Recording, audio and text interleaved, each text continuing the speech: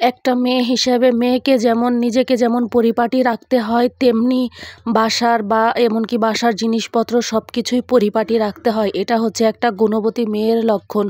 আসসালামু আলাইকুম এভরিওয়ান, কেমন আছেন সবাই? আশা করি ভালো আছেন। আলহামদুলিল্লাহ, আমিও ভালো আছি। তো সামনে ঈদ চলে এসেছে, নিজেকে পরিষ্কার পরিচ্ছন্ন করতে হবে, এমনকি বাসাকে নিজের নতুন জামা কাপড় যেমন নিতে হবে, তেমন বাসা তো নতুন জামা কাপড় পরতে পারবে না, সেই জন্য নতুন একটা রূপ দিতে হবে, সেই জন্যই এত আয়োজন আর কি।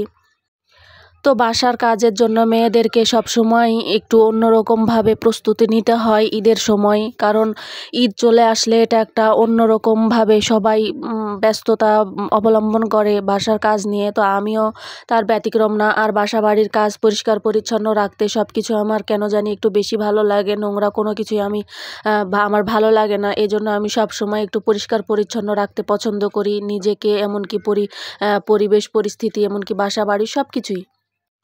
তো এজন্য আমি আজকে সকালে ঘুম থেকে উঠেই রুম পরিষ্কারের কাজ শুরু করে দিয়েছি। রুমের যত যা জিনিসপত্র আছে সবগুলোই আমি একটার পর একটা পরিষ্কার করে নিচ্ছি। অনেক দিন যাবত এগুলো পরিষ্কার করা হয় না, আর ঈদ উপলক্ষে তো আর একটু বাধ্যতামূলক করতেই হবে।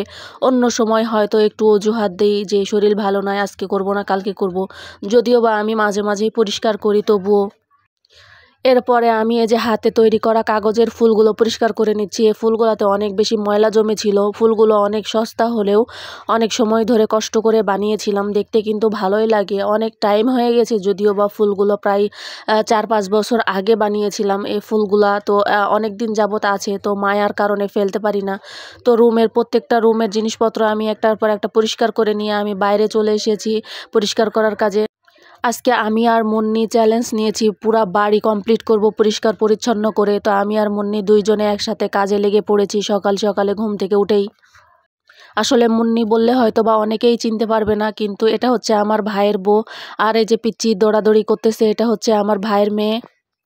দুইজনে দুই রকম কাজে নিয়োজিত। আমি বাসার এদিকে বারান্দা টারান্দা সব ময়লা পরিষ্কার করার কাজ করতেছি, আর মুন্নি আরেকদিকে নোংরা ঝোপঝাড়গুলো ক্লিন করতেছে। তো এইদিকে আমি সম্পূর্ণ ক্লিন করে নিচ্ছি। দুইজনে একসাথে কাজ করলে কষ্টও কম হয়, আর খুব দ্রুত কাজগুলো হবে। আর বাসার সম্পূর্ণটা আসলে অনেক বেশি মানুষ একসাথে থাকলে একটু নোংরা হবে, এটাই আর কি।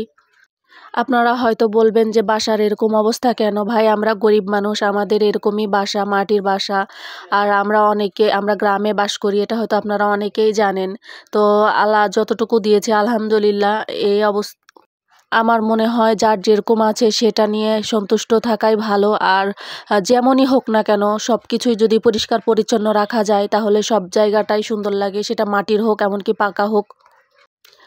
তো ঈদের জন্য এরকম প্রস্তুতি চলছে আর কি। ঈদের কাছে যেহেতু চলেই আসছে ঈদ সামনে, সেই জন্য আর কি তাড়াহুড়া করে আমরা কাজে লেগে পড়েছি।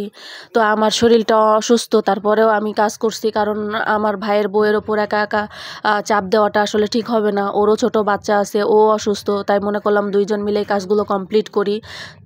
আর একটার পর একটা আমরা বাসার সম্পূর্ণ কাজগুলো কমপ্লিট করছি। পরিষ্কার পরিচ্ছন্ন রাখলে আসলে সব কিছুই সুন্দর লাগে। তো সামনে ঈদ যেহেতু, এই জন্য মনে একটু আনন্দ কাজ করে। কিন্তু যাই হোক, ছোটোবেলার মতো আনন্দ এখন আর মনে কাজ করে না। আগে কত আনন্দ করতাম ঈদ উপলক্ষে।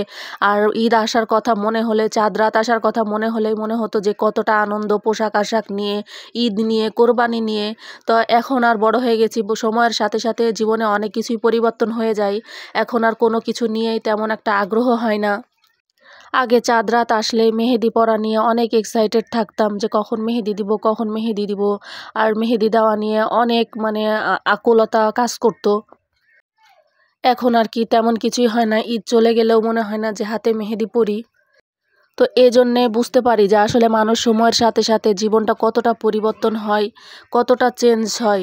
এটাই বাস্তব, আর এটাই নিয়ম, এটাই হচ্ছে মেয়েদের জীবন। আমরা মেয়েরা সংসার লাইফে এত পরিশ্রম করি, এত কাজ করি, বাসা বাড়ি কাজ কাম করা, রান্না বান্না, বাচ্চা কাচ্চা সামলানো, এত পরিশ্রম করি, তবুও ছেলে মানুষরা কখনোই নাম করে না, বুঝতেই চেষ্টা করে না যে একটা মেয়ে কতটা পরিশ্রম করে সংসারটা গুছিয়ে রাখে, বাচ্চা কাচ্চা মানুষ করে। আমি বলতেছি না যে ছেলে মানুষ কষ্ট করে না, আমি বলতে চাচ্ছি যে ছেলে মানুষের জায়গা থেকে ছেলে মানুষও পরিশ্রম করে। তাদের কষ্টটা তাদের একটা দায়িত্ব থাকে যে পরিবারটা কিভাবে চালাবে, সংসারের দায়ভার তাদের মাথার উপর একটা অন্যরকম টেনশন কাজ করে, যেটা আমাদেরকে করতে হয় না।